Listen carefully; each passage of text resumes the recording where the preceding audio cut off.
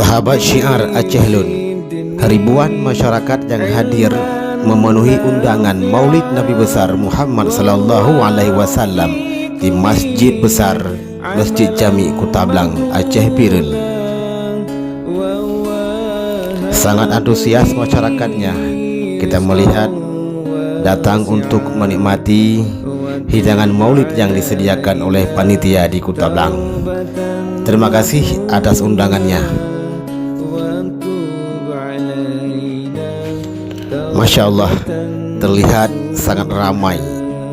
Malah ribuan masyarakat yang hadir untuk menikmati hidangan yang sangat lezat di Masjid Kutablang.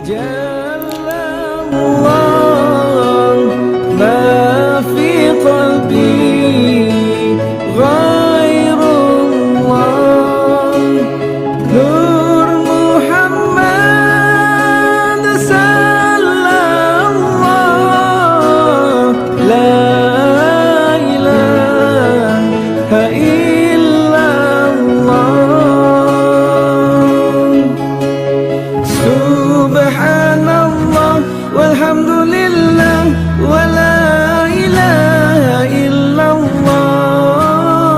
Subhanallah walhamdulillah wa la ilaha illallah. Allah Allah Allah ya Allah.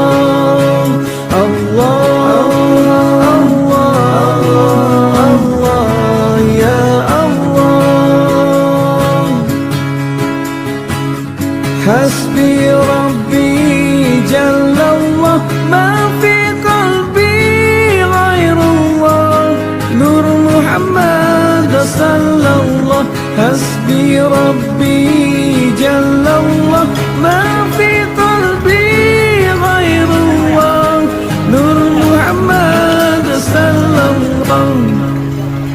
Laisa laha min dunillahi kashifan, laisa laha min dunillahi kashifan, laisa